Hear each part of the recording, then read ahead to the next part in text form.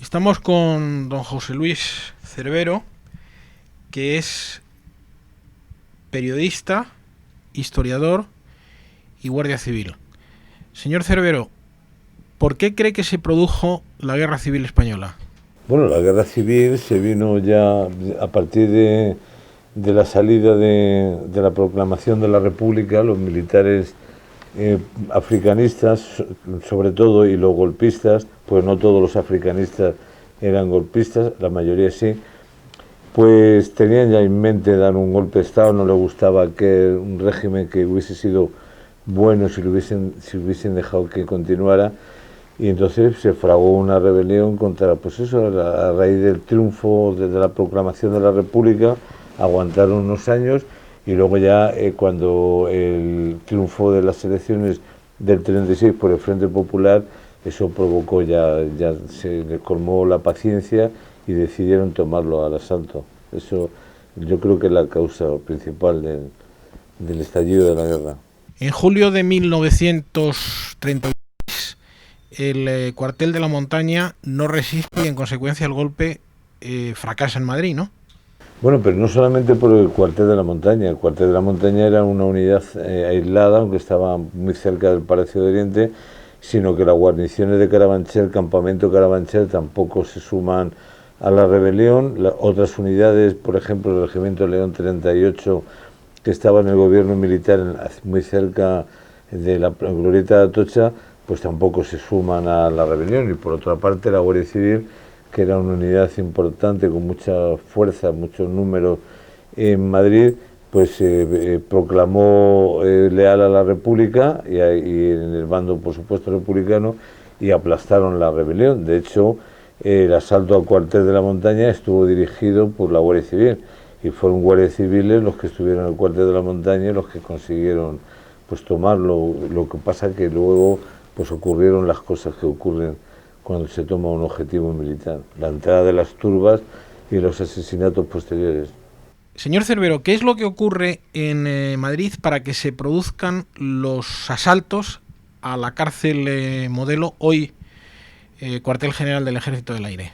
Bueno, hay que tener en cuenta que la cárcel Modelo pues fue uno de los objetivos más a batir por los revolucionarios, que en principio se proclamaban leales a la República, pero realmente toda esta gente fueron los que acabaron con la República, porque ya en ese momento el presidente de la República y eso no pintaban nada. La seguridad del Estado estaba en manos de los sindicatos y de los partidos políticos, y entonces iban a su aire, mataban en aquellos casos a quien le parecía.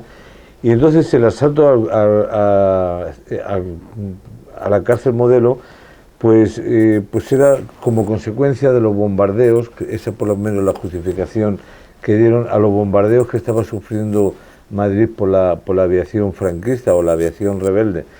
Lo que ocurre que en esos tumultos, en esos follones, siempre hay gente que le importa un poco los bombardeos y lo que buscan en realidad es hacer su venganza. Y eso es lo que ocurrió en el cuartel de la Montaña y en otro montón de sitios, hasta llegar, al cuartel de la Montaña, a la cárcel Modelo. Antes de llegar a la cárcel, pues había que hablar de muchísimas personas que aparecían muertas en cunetas, asesinados desde unos centros de detención que llamaban checas. Y entonces la cárcel Modelo sabían que había muchos falangistas presos, sabían que había militares presos, pero no solamente asaltaron el cuartel la cárcel Modelo, sino también antes lo habían hecho en el hospital militar, que se llevaron al general López Ochoa, que había sido una buena persona, porque se evitó durante la rebelión de Asturias del 34 que las fuerzas moras dirigidas por Yagüe entraran en primera línea de fuego contra los mineros, y se lo agradecieron cortándole la cabeza y paseándola por Madrid. O sea, quiero decir que lo del cuartel, lo de la cárcel Modelo, pues fue una de las consecuencias más, y era por la ira, el odio que se tenía sobre la gente que estaban allí presos. Señor Cervero, de alguna manera las declaraciones que efectúa el general Mola, en el sentido de que Madrid puede ser tomado más fácilmente al existir una quinta columna, ¿pudieron provocar el asalto a la cárcel Modelo? Bueno, es que Mola, aparte de que era un salvaje, porque demostró con las directivas aquellas que mandaban, decían que no tenía que haber piedad con el vencido, que los fusilamientos iban a ser inmediatos. Y claro que existía una quinta columna en Madrid, que las quintas columnas generalmente las formaban militares golpistas que no habían podido sublevarse porque no se habían atrevido, porque habían tenido miedo o porque no habían podido. Y también había como quinta columnistas, muchos militares que trabajaban para los dos bandos, o sea, al mismo tiempo estaban defendiendo en teoría el régimen legítimo republicano y por el otro lado eran espías de Franco, de Moleta. Entonces ellos sabían, los que estaban aquí en Madrid, que si Mola llega primero a Madrid, la masacre hubiese sido, no hubiesen dejado títere con cabeza. Y yo creo que no es la quinta columna solo en Madrid lo que provoca el asalto a la cárcel Modelo, sino los continuos bombardeos de la aviación franquista, barrios pobres y tal, que lo hemos visto recientemente, y luego el odio personal de la gente. Pero vamos, que Mola no hubiese dicho eso de la quinta columna, hubiesen ido a por ellos igual. ¿Cuándo empezaron a producirse las policías irregulares? Bueno, las policías irregulares, pues desde el primer día de la proclamación de la guerra empiezan a pedir armas al gobierno. En algunos sitios el gobierno le entrega armas al pueblo, en otros sitios no. Y entonces los sindicatos, como no se fían de los militares y de los miembros de las fuerzas de seguridad y en concreto de la Guardia Civil, pues empiezan a armarse por su cuenta para defender en teoría a la República. Entonces se producen no solamente policías irregulares, sino también un ejército mal organizado, dirigido por albañiles que no tenían ni idea de estrategia ni de táctica militar. Y es en los primeros días, me parece que es cuando Alonso Mayor, que era director general de seguridad, me parece que fue en agosto del 36, se desaparece y nombran a Manuel Muñoz, que era comandante de artillería. Ahí hay una reunión en la Dirección General de Seguridad donde ya se está hablando y de la tarea que están haciendo los comités y los grupos sindicalistas y los partidos políticos que conformaban el Frente Popular, pues en las purgas que estaban haciendo. O sea, que fue desde los primeros momentos. ¿Cuándo empezaron a formarse las checas? Por las checas igual, porque inmediatamente que ellos se vieron armados con libertad de poder ir a por quien fuera, pues empezaron a organizarse checas, y las checas pues había tantas como grupos o grupúsculos políticos, porque cada gerifalte, por decirlo de alguna manera, quería mandar y decidir sobre la vida y sobre las propiedades de sus semejantes que estaban en el otro bando y no dejaron perder la baza. La gente de las checas la conformaron los directivos, pues gente que incapaz de enfrentarse con un enemigo en el frente donde recibes disparos y puedes darlo, sino que eran la gente de la retaguardia que mientras sus camaradas o compañeros luchaban en el frente, ellos se dedicaban a asesinar y a llevarse lo que podían de las casas que registraban. ¿Cuántas checas pudo haber, por ejemplo, en una ciudad como Madrid? Madrid hubo miles de checas, lo que pasa es que unas eran más famosas que otras por la crueldad que se desarrollaba allí, pero miles de checas. Si miramos por todos los sitios, en Ventas había un montón, por O'Donnell también había, por la calle Fomento había chalés que ocuparon a sus legítimos propietarios y colocaron allí checas, y muchas, no solamente en Madrid, en Barcelona hubo checas famosas donde hicieron barbaridades. La chica del Círculo de Bellas Artes alcanzó una notoriedad grande. Claro, porque ahí estaba la dirección, ahí es donde se reúne Manuel Muñoz con los gerifaltes de los partidos. Y digo gerifaltes no en el sentido peyorativo, porque era gente que no representaban en la mayoría de las ocasiones a sus propios militantes, sino que era gente que había surgido de golpe y porrazo ahí con una única idea de matar y de represaliar. Entonces ahí es donde se crea la Dirección General, o el Comité Central de Seguridad Pública, que lo llamaban, y ahí es cuando el Director General de Seguridad se da cuenta que no pinta nada, porque en una reunión clave que tiene, ve que dice que cuando escucha a las personas que regentaban la checa que había que matar, que a todo el que oliera fascista había que cargárselo. Él dice una frase suya, dice: eso se dice, eso se hace, pero no se dice. Quiere decirse que ya desde ese momento, en los primeros días, en agosto o por ahí de la guerra, ya empiezan a formarse checas, pero que con anterioridad la represión, las represalias se habían tomado. Hay que tener en cuenta que los primeros que empiezan a matar son los que se rebelan en el norte de Marruecos, matando a una persona buena, que era el general Manuel Romerales Quintero, que era el jefe de la circunscripción oriental de Melilla, que no quiso sumarse. Era un hombre el más gordo que había en el ejército, era una buena persona, y sus mismos subordinados le hacen un simulacro de juicio y se lo cargan. En Melilla matan a un montón de gente, matan a legionarios que no se quieren sublevar, y vienen matando desde allí para arriba. Entonces quiere decirse que no está justificado para nada la existencia de las checas ni las represalias que tomaron, como tampoco está justificado los asesinatos que venían cometiendo los rebeldes desde que se sublevan el 17 de julio del 36 en África.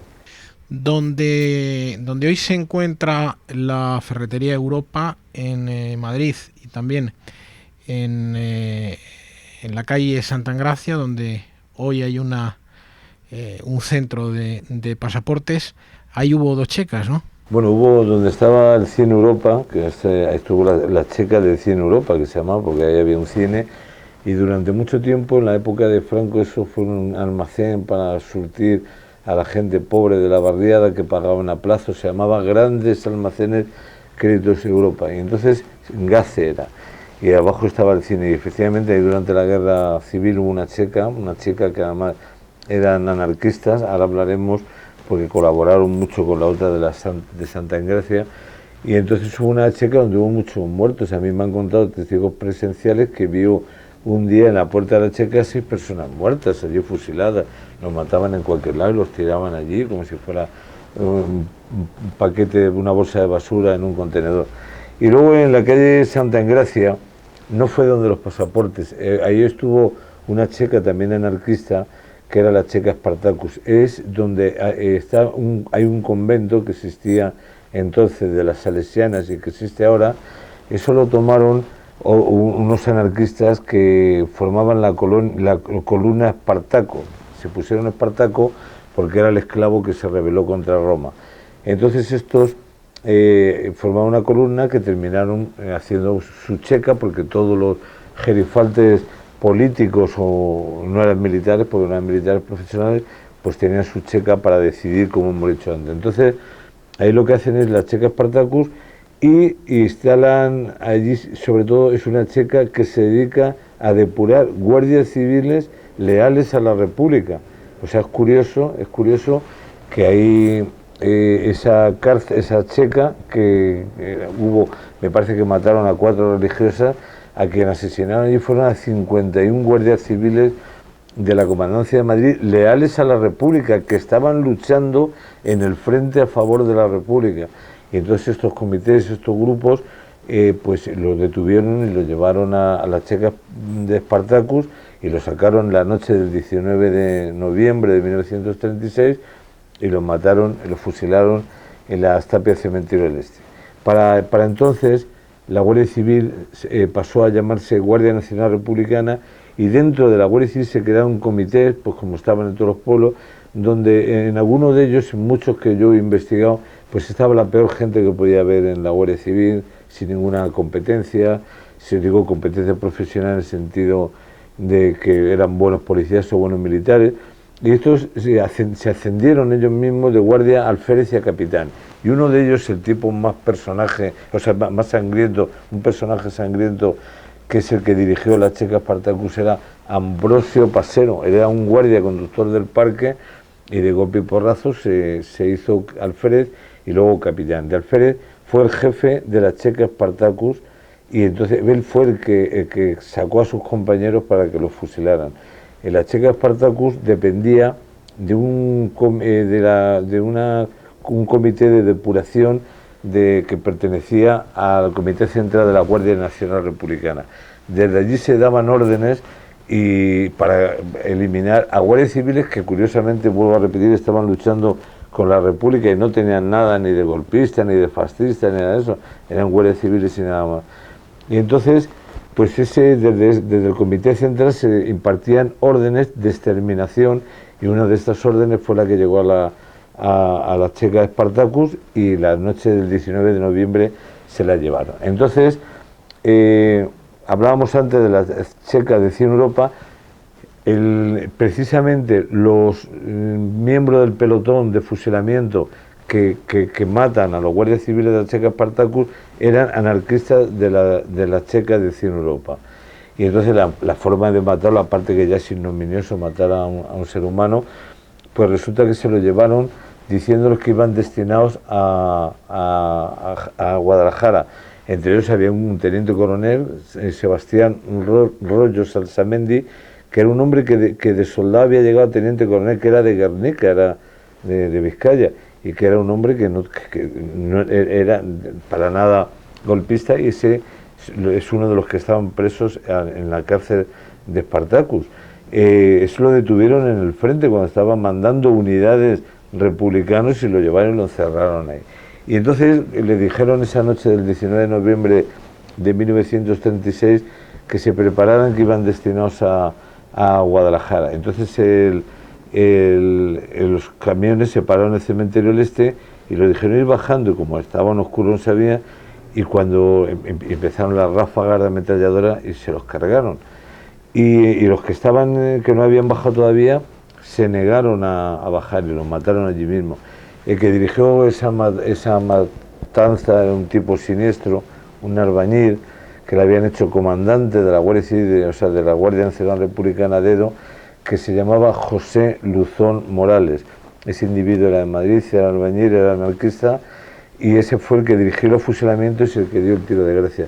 Tuvo suerte porque luego, después de la guerra, consiguió huir como Ambrosio Pasero, el guardia civil que tuvo presos a sus compañeros y que les ayudó a montar en los camiones que iban en dirección al infierno.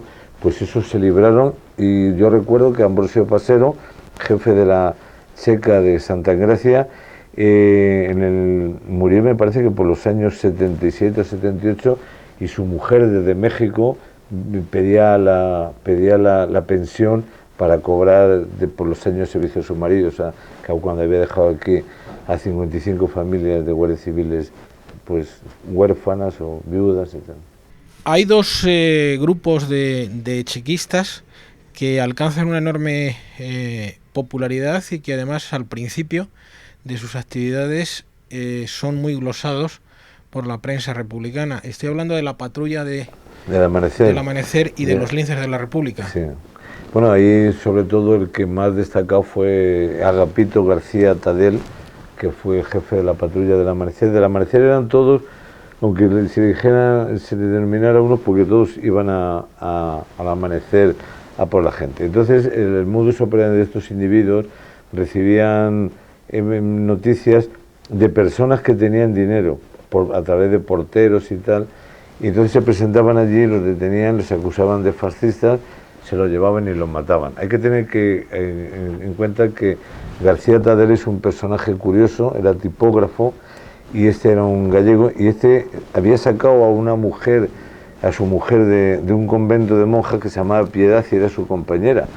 Entonces se hizo con un palacio de una gente, de unos aristócratas, y ahí montó la checa, y la verdad es que ayudó a que, porque este era lo único que quería era dinero, y era un asesino, ¿no? Pero le gustaba mucho el dinero. Y entonces a la hermana de Queipo de Llano, pues en aquel canje que había de prisioneros, consiguió que pasara a la zona nacional o la zona rebelde, porque nacionales eran las dos.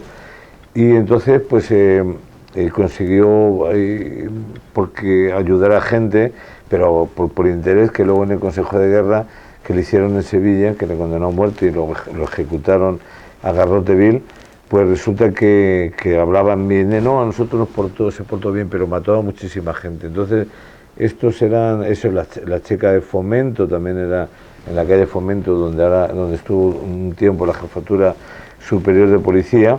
Ahí eso fue una checa donde también esas eran checas socialistas, la de García Tadel y Fomento era del Partido Socialista y de la UGT.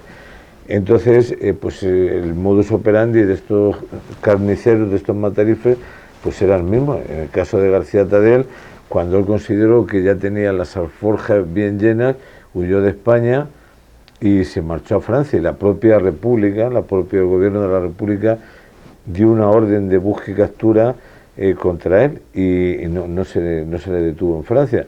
Pero tuvo la mala suerte de montarse en un barco que iba con dirección a Argentina y hizo escala en Tenerife o en Las Palmas, no recuerdo bien. Y entonces había un famoso director de cine, ya fallecido, que iba en ese barco y él no tenía nada tampoco de fascista, pero sabía las matanzas que había hecho García Tadel y le dijo allí a unos falangistas cuando atracaron el puerto, ahí va Agapito García Tadel.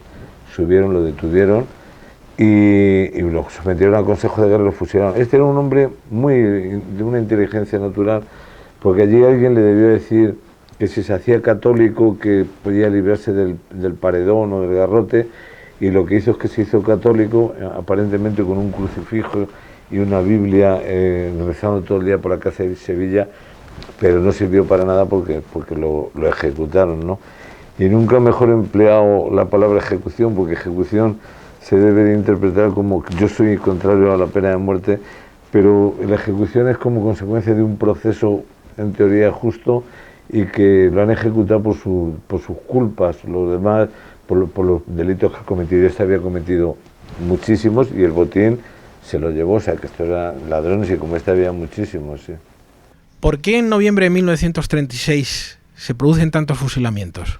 Bueno, por las proximidades de las tropas de Franco. Franco estaban muy próximos en Madrid, estaban en el paso de Extremadura y habían ocupado Carabanchel Alto. En Carabanchel Alto estuvieron durante muchos meses y además yo he conseguido localizar el acta del ayuntamiento, nombran un ayuntamiento franquista, cambian las calles, o sea, una columna que sale de Valladolid al mando del teniente coronel Barrón, que era jefe de un grupo de regulares de Melilla que se había sumado a la sublevación, pues llegan allí a Carabanchel Alto y allí matan a mucha gente.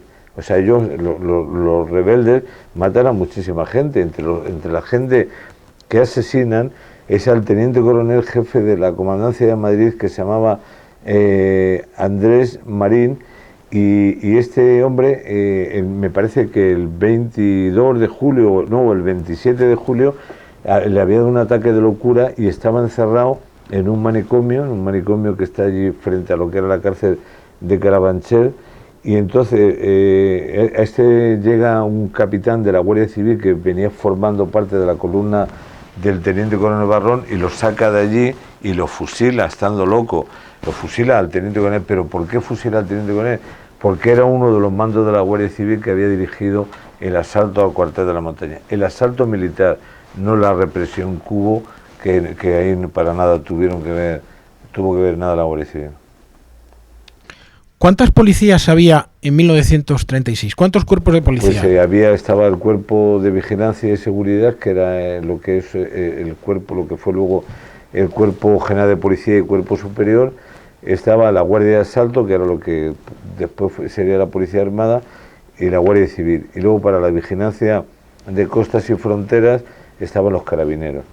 Eso en noviembre de 1936 ya no existe nada más que un cuerpo único, que es el cuerpo de seguridad e investigación. Entonces fusionan a la Guardia Civil, que ya había, antes de esa fusión se había llamado Guardia Nacional Republicana, a la Guardia Civil, al cuerpo de seguridad y al cuerpo y a lo que es la Guardia de Asalto. Entonces se crea el cuerpo de seguridad e investigación, y entonces hay dos grupos, dos partes, uno que son los guardias uniformados y otro que se dedican a la investigación.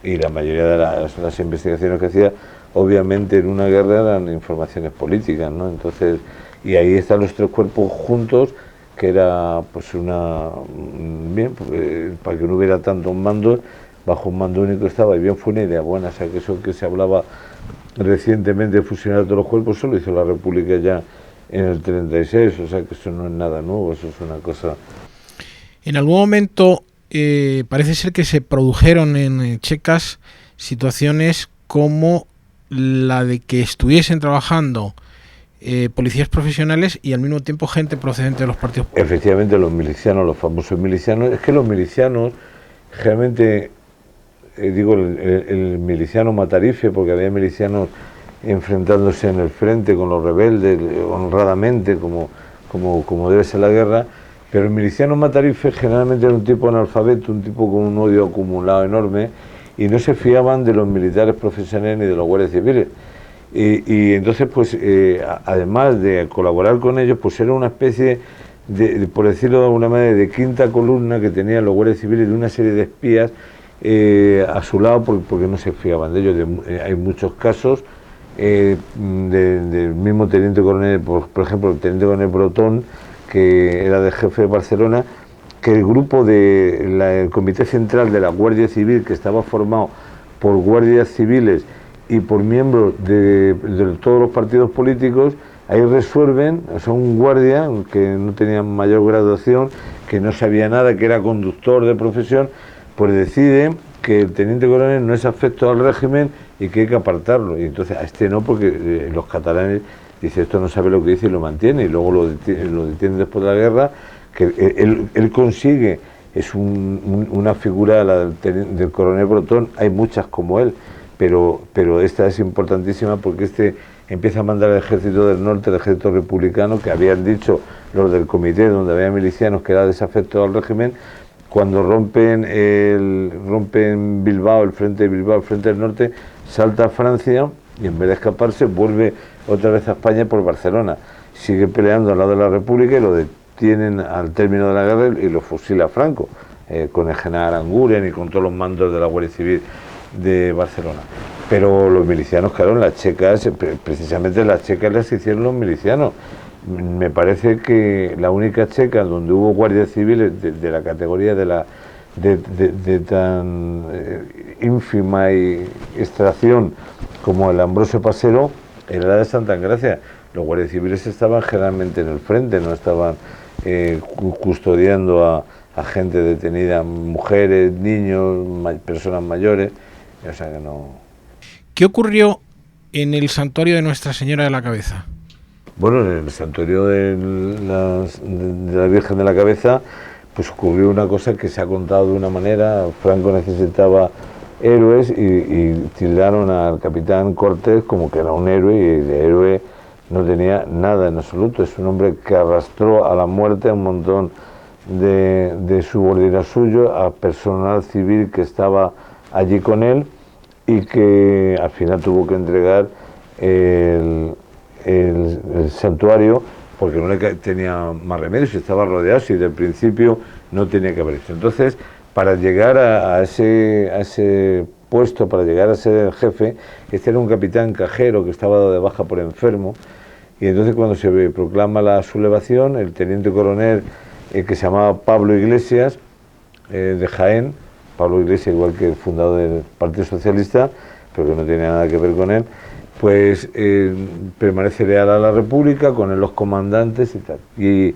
entonces al teniente coronel se viene a Madrid, a un comandante lo detienen y lo fusilan, y el otro comandante que queda, pues llega a Cortés y le quita el mando, porque dice que o sea, el comandante este intenta, cuando llegan allí las tropas republicanas con un capitán de artillería que estaba en el cuerpo de seguridad, Agustín Cantón, entonces este hombre pues lo que hace es que tratan de llevarse a las mujeres y a los niños, y el comandante de la Guardia Civil está de acuerdo, y llega este fulano, el capitán Cortés, y lo detiene a él y a su hijo. El hijo resulta que era alférez de la Academia de Infantería de Toledo, y era falangista y había sido perseguido, y los detiene y los tiene durante hasta que dura el asedio, presos. Entonces también detiene a un capitán, o sea, le quita el mando a un capitán que era más antiguo que él, que le correspondía, y lo deja sin mando, y entonces muere, arrastra a la muerte a un montón de gente, da cuenta de defensores de allí, que luego se demuestra ordena que se instruya una sumaria, como se decía entonces, contra unos guardias civiles que de golpe y porrazo desaparecen, él cree que ha desertado y resulta que estaban presos de los republicanos, que si los cogen en ese momento los fusilan por traidores. O sea, era un individuo, además que con un afán de poder enorme. Yo creo que si no muere en la guerra hubiese tenido problemas serios después con el mando franquista, porque cometió el grave error de saltarse la autoridad de Queipo de Llano. Queipo de Llano era, bueno, aparte de ser un virrey, era un criminal, era un tipo que había matado, había fusilado a muchísima gente en Sevilla, y uno más le daba igual, entre ellos el teniente coronel de la Comandancia de Córdoba, el teniente coronel jefe de la Comandancia de Carabineros, o sea, muchísima gente por el mero hecho que no eran de su gusto. Y pidió, hay una correspondencia entre Queipo de Llano y el capitán Cortés pidiéndole fuerzas, y como Queipo de Llano le dice que no puede llegar, pues ¿qué hace? Se salta a Queipo de Llano y se lo pide a Franco directamente. O sea, no era lógico que un capitán de la Guardia Civil, habiendo tantos generales y tantos mandos, se saltara a su jefe natural como era Queipo de Llano para ir a Franco, y eso no se lo hubiese perdonado a Queipo de Llano ni el mismo Franco. Lo que hubo, o sea, que lo mismo que había hecho él con sus superiores en el santuario, en la comandancia de Jaén, lo hace luego con los mandos de franquistas en plena guerra. Es decir, en el santuario, por un lado, el capitán de artillería, Agustín Cantón, sí, intenta un pacto con el comandante Novofuentes. Sí, Nofuentes y su hijo, que era Alférez, y Nofuentes le dice que sí, y entonces ordena lo que hace un militar. Nofuentes era un militar africanista, era un tío que había estado en la comandancia de Marruecos destinado mucho tiempo, antes había sido teniente del ejército antes de pasar a la Guardia Civil, y era un africanista, un tío que había estado en escaramuzas y que sabía de guerra. También dicen que estuvo, pero muy poco en África, en Capitán Cortés, pero casi siempre era un hombre de una salud delicada, había estado mucho tiempo dado de baja. En ese momento que ocurre el levantamiento militar, estaba disfrutando de 2 meses de licencia por enfermo, quiere decir que llevaba enfermo bastante para que le diera.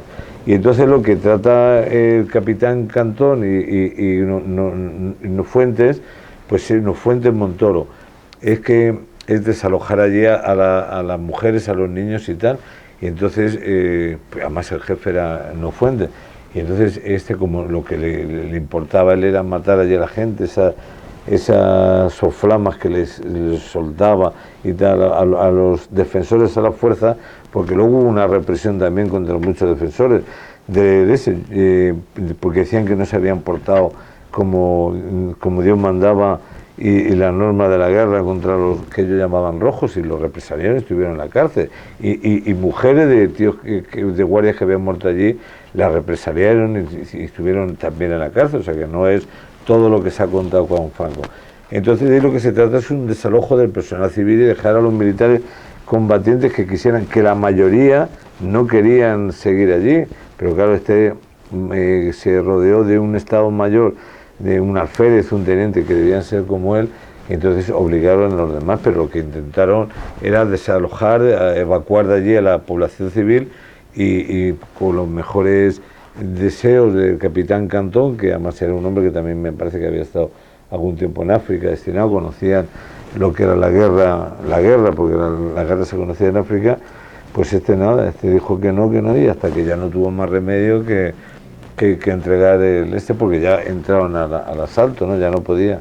Pero vamos, lo único que provocó pues fue muchas muertes, el sacrificio de vidas de civiles, y no tenían por qué. ¿Fue Melchor Rodríguez quien acabó con las sacas? Bueno, Melchor Rodríguez efectivamente era un militante anarquista que fue nombrado por el ministro de Justicia, que también era anarquista, Juan García Oliver, director general de prisiones, y él desde el primer momento se opuso a las sacas, echó allí a los milicianos, nombró oficiales de prisiones para que estuvieran al frente de las cárceles, pero además hubo una intentona, era un hombre curioso, había sido calderero, era un sevillano muy gracioso y había sido torero, incluso llegó a ser matador de novilleros, llegó a tomar la alternativa y fue matador. Bueno, pues hubo un intento de, o sea, que era un hombre de una valía personal y un valor físico digno de encomio, por un incidente que ocurrió en la prisión de Alcalá de Henares.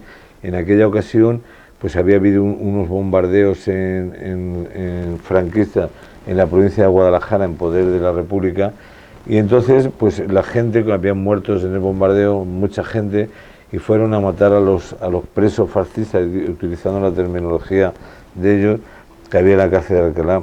Y Melchor Rodríguez se enteró, vino corriendo, fue corriendo a Alcalá, se puso a la prisión, dijo que tenían que pasar por su cadáver, dijo: yo soy muchísimo mejor, más revolucionario que vosotros, llevo en la cárcel, he estado mucho por defender mis ideas revolucionarias, y si queréis tomar la cárcel la vais a tomar, pero que sepáis que ya les he dado armas y están armados, os vais a enfrentar a gente armada. Y se asustaron y se fueron, pero fue efectivamente, es un hombre que luego, además, cuando termina la guerra civil, él era concejal del Ayuntamiento de Madrid y entrega el ayuntamiento a las tropas franquistas.